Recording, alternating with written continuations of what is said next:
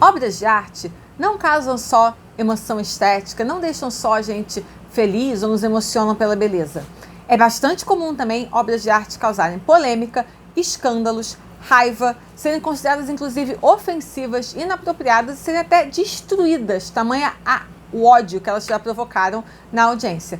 Vocês querem saber algumas das obras mais polêmicas de todos os tempos? Depois da vinheta.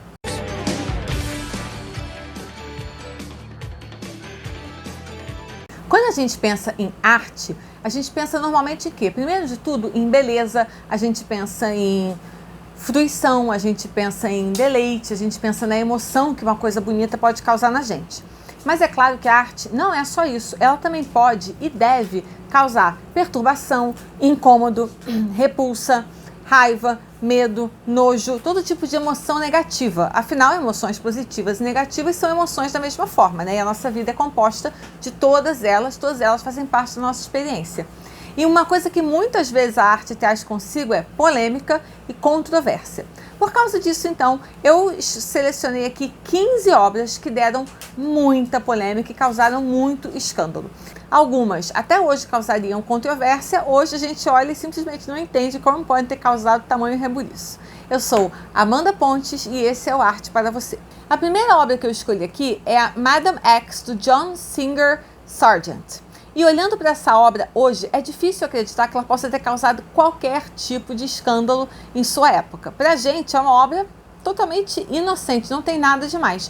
Mas essa também é um bom exemplo, essa obra é um bom exemplo para a gente ver como a sensibilidade do espectador muda de acordo com o tempo, com a época, com o lugar, com o contexto, né? Então, assim, a forma como qualquer obra é recebida muda muito dependendo de quem está vendo, quem, aonde, quando, em que circunstância, não é?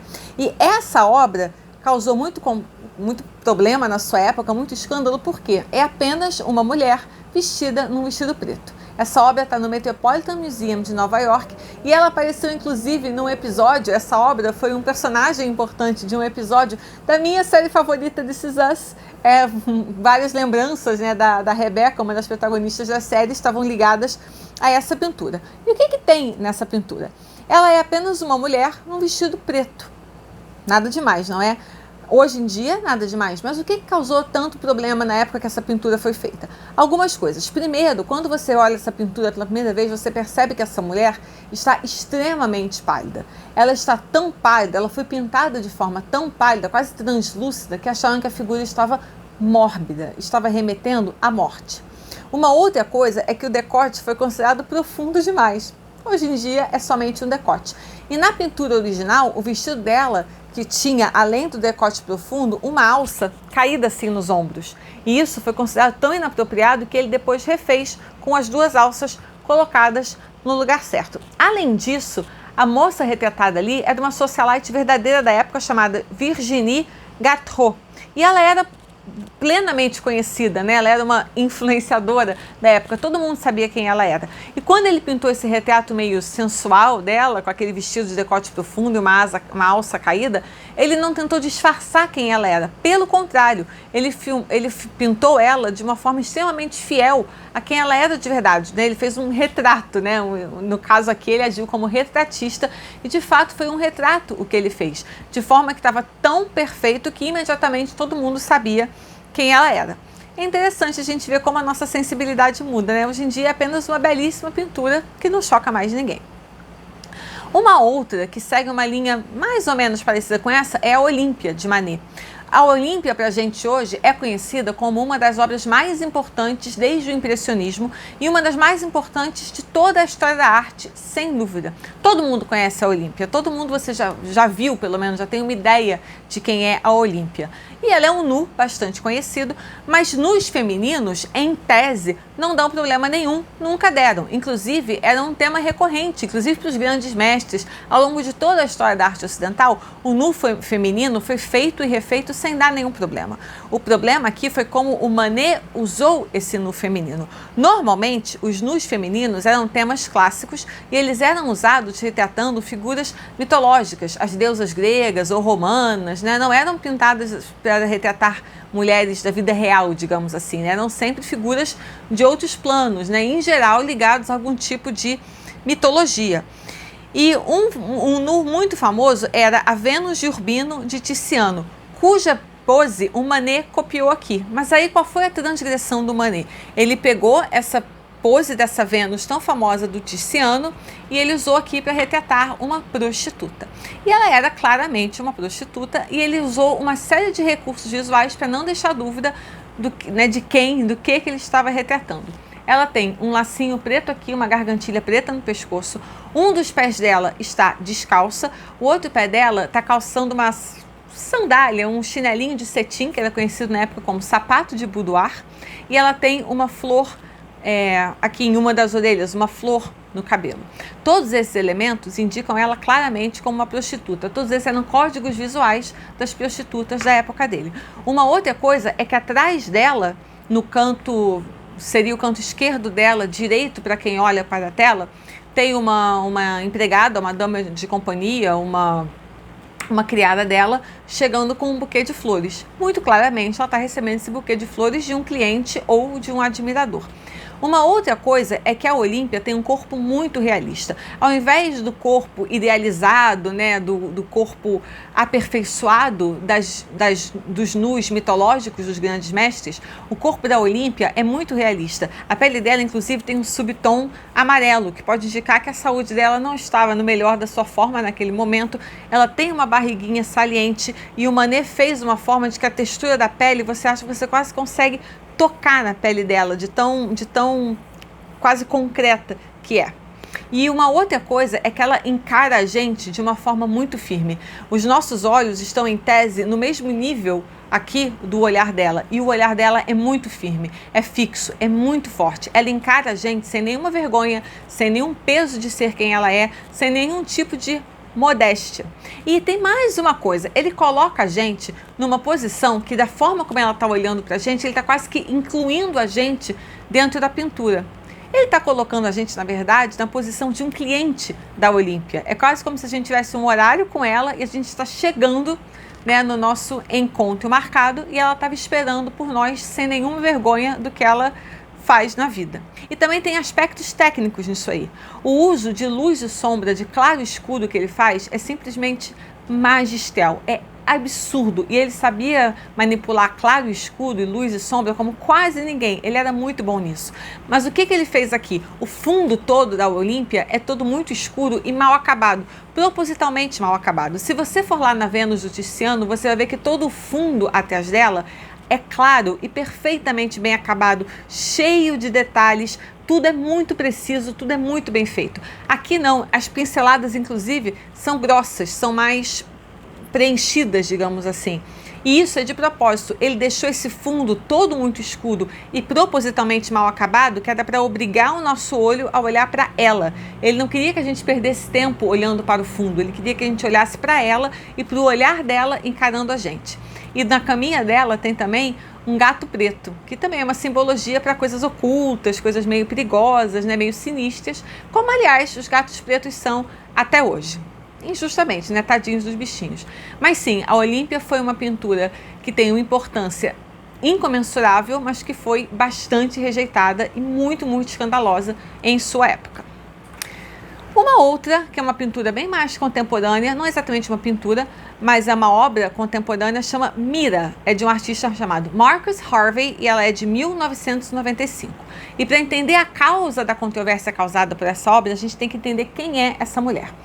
A mulher que aparece aqui, né, o objeto dessa obra, é uma mulher chamada Mira Hindley. E junto com o seu namorado, ela assassinou 5 crianças inglesas.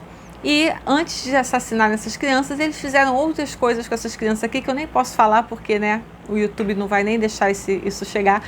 E são, enfim, vocês podem mais ou menos imaginar. Se vocês não querem imaginar, vocês pesquisem o quê, porque esse caso foi muito público, foi um caso muito famoso. Enfim, as crianças passaram por muitos tipos de maus tratos nas mãos desse casal.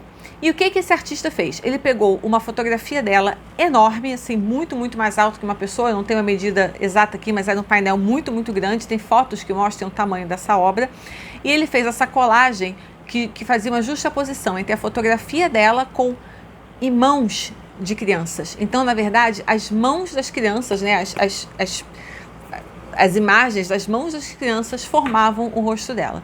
Você sabendo o que ela fez, você ver uma fotografia dela feita por mãos de crianças, realmente é muito, muito perturbador. Essa obra foi exibida pela primeira vez em 1997 na Royal Academy of Arts em Londres, e o escândalo foi tamanho que 4 membros do conselho da instituição pediram a sua renúncia, renunciaram aos seus postos como forma de protesto contra a presença dessa obra na exposição.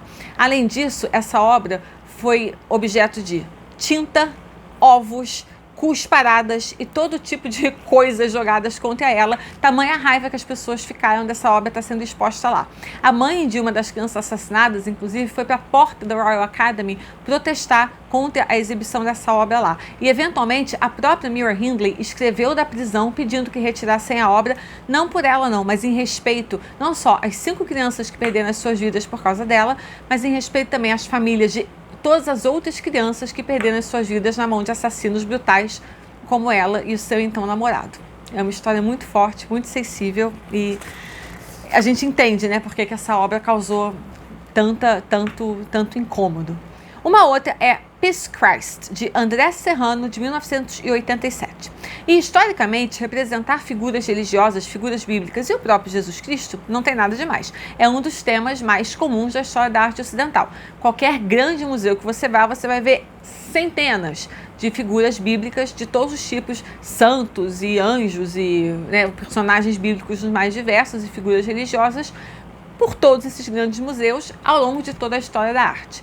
Mas alguns desses Cristos, ou algumas dessas Madonas ou, né, das Marias causaram um pouco mais de incômodo, e essa aqui foi uma delas. Mas por quê?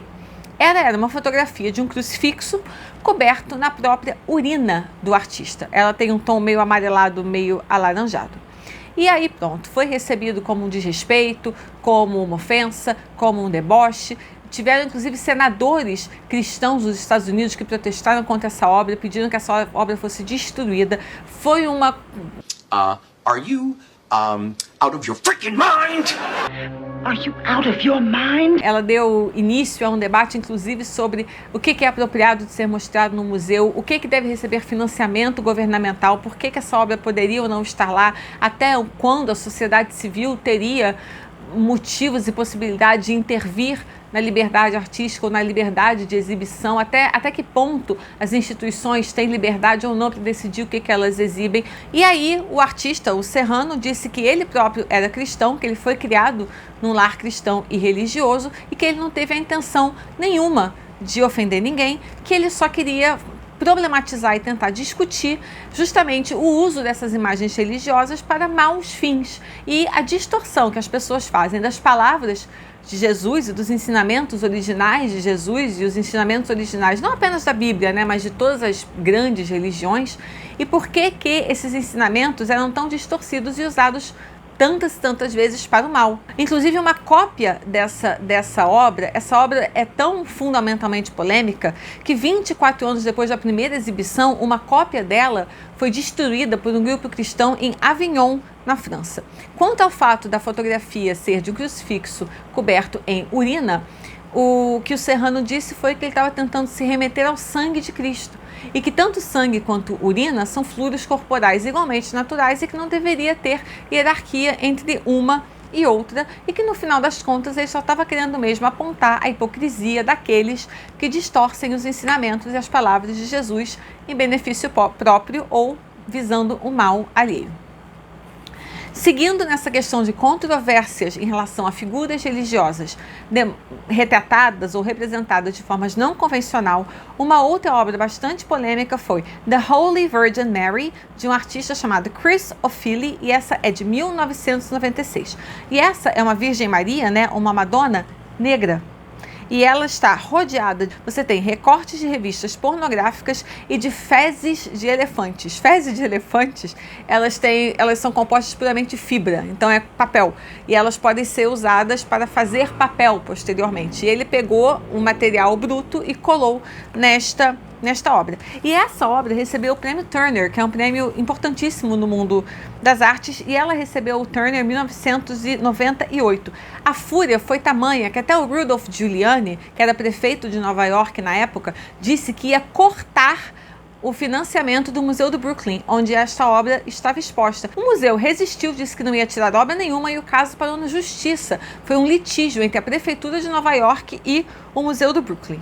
E o que foi visto como uma blasfêmia, uma ofensa, um desrespeito, segundo o artista, era apenas uma tentativa de nos lembrar de todos os desrespeitos, humilhações e da degradação que a mulher negra sofre na nossa sociedade. E, de fato, existem muitas pesquisas acadêmicas de economia, de sociologia, de estatística inclusive, que mostra que a mulher negra é sempre o extrato mais desfavorecido em sociedades econômica e socialmente muito desiguais, como a norte-americana e a brasileira, por exemplo. Então você teria o homem branco, a mulher branca, né? E eventualmente no final desta cadeia alimentar, diríamos como o grupo mais marginalizado, você tem a mulher negra, né? Ela acumula nela mesma uma série de preconceitos, né, de lugares, de preconceitos raciais e de uma série, né, de desfavorecimentos. E ele também estava tentando falar sobre as representações racistas na história da arte. Então, ele disse aqui que ele estava tentando justamente provocar por que essas figuras bíblicas